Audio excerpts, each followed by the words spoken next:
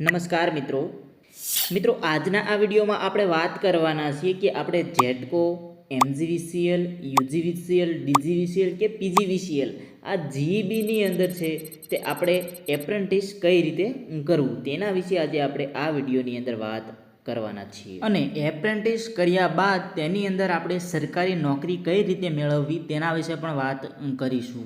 તો જે મિત્રોએ ચેનલને સબસ્ક્રાઇબ નથી કરેલી તે મિત્રો ચેનલને સબસ્ક્રાઇબ જરૂર કરી દેજો। મિત્રો હાલના સમયમાં જો આપણે જોઈએ તો ઘણા બધા મિત્રો આઈટીઆઈ કરતા હોય છે, પણ આઈટીઆઈ પછી શું કરવું તે તેને ખબર હોતી નથી અને ઘણી વખત એવું બનતું હોય છે કે આઈટીઆઈની અંદર તેને કયો કોર્સ કરવો તેને લઈને પણ તેને કન્ફ્યુઝન હોય છે। તો મિત્રો જો તમારે પણ જીઈબીની અંદર સરકારી નોકરી મેળવવી હોય તો સૌથી પહેલાં છે તમારે આઈટીઆઈની અંદર ઇલેક્ટ્રિશિયન અને વાયરમેન આ બંને ટ્રેડ કરેલા હોવા જોઈએ। ઇલેક્ટ્રિશિયન અને વાયરમેન જે 2 વર્ષનો કોર્સ આવે છે તે તમે કરેલો હોવો જોઈએ। આ બંને કોર્સમાંથી કોઈ પણ એક કોર્સ કરેલો હોય તો તમારે ચાલશે। ત્યારબાદ તમારે આગળ છે તે તેની અંદર એપ્રેન્ટિસ કરવું પડશે। જીઈબીની અંદર ટોટલ 5 કંપની આવે છે, જેટકો, યુજીવીસીએલ, ડીજીવીસીએલ, એમજીવીસીએલ અને પીજીવીસીએલ।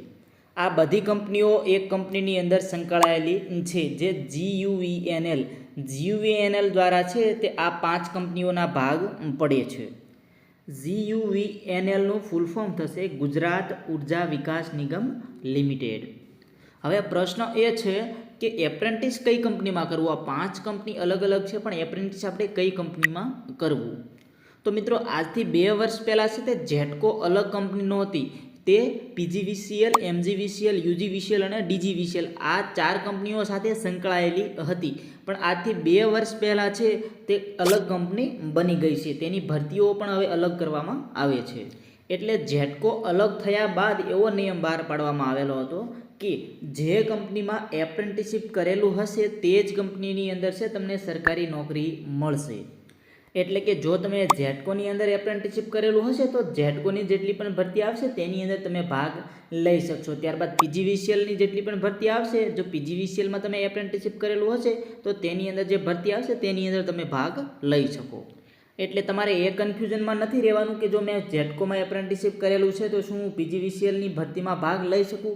ના, તો તમે પીજીવીસીએલની ભરતીમાં ભાગ લઈ શકશો નહીં। જે કંપનીમાં તમે એપ્રેન્ટિસશીપ કરેલું છે તે જ કંપનીમાં તમે ભાગ લઈ શકશો।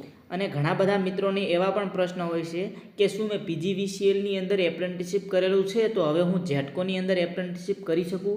તો ના, તમે જો એક કંપનીમાં એપ્રેન્ટિસશીપ કરેલું હશે તો તમે બીજી કંપનીમાં એપ્રેન્ટિસશીપ કરી શકશો નહીં। એટલા માટે જ્યારે પણ તમે એપ્રેન્ટિસશીપ કરો છો ત્યારે થોડું વિચારીને એપ્રેન્ટિસશીપ કરવું। અને મિત્રો યાદ રાખજો ખાસ કરીને કે તમે કોઈ પણ પ્રાઇવેટ કંપની હોય તો તેની અંદર એપ્રેન્ટિસશીપ કરતા નહીં, કેમ કે તેમાં પછી તમારું ભવિષ્ય રહેશે નહીં। એટલા માટે કોઈ પણ ગવર્મેન્ટ કંપની છે તો તેની અંદર તમે એપ્રેન્ટિસશીપ કરો, કેમ કે આગળ ભવિષ્યની અંદર કોઈ પણ સરકારી ભરતી આવશે તો તેની અંદર તમે ભાગ લઈ શકશો। પ્રાઇવેટમાં કરેલું હશે તો પછી ક્યાંય તમે ભાગ લઈ શકશો નહીં। એટલા માટે આગળ જે પણ કરો તે થોડું વિચારીને કરવાનું। અને મિત્રો આ 5 કંપનીઓમાં જ્યારે પણ કોઈ એપ્રેન્ટિસશીપની ભરતી આવે છે ત્યારે આપણે વિડીયો દ્વારા છે તે જાણ કરી દઈએ છીએ। એટલા માટે છે તે આ ચેનલ સાથે છે તમે જોડાયેલા રહેજો। તો મિત્રો હવે તમારે આગળ જો કાંઈ પ્રશ્ન હોય તો તમે કમેન્ટ કરી અને જણાવી શકો છો। વધુમાં વધુ આ તમારા મિત્રોને વિડીયો શેર કરો જેથી તે લોકો પણ જાણ થાય। તો મિત્રો આજનો જો આ વિડીયો પસંદ આવ્યો તો લાઈક કરી દેજો, અને જે મિત્રોએ ચેનલને સબસ્ક્રાઈબ નથી કરેલી તે મિત્રો ચેનલને પણ સબસ્ક્રાઈબ જરૂર કરી દેજો। ધન્યવાદ।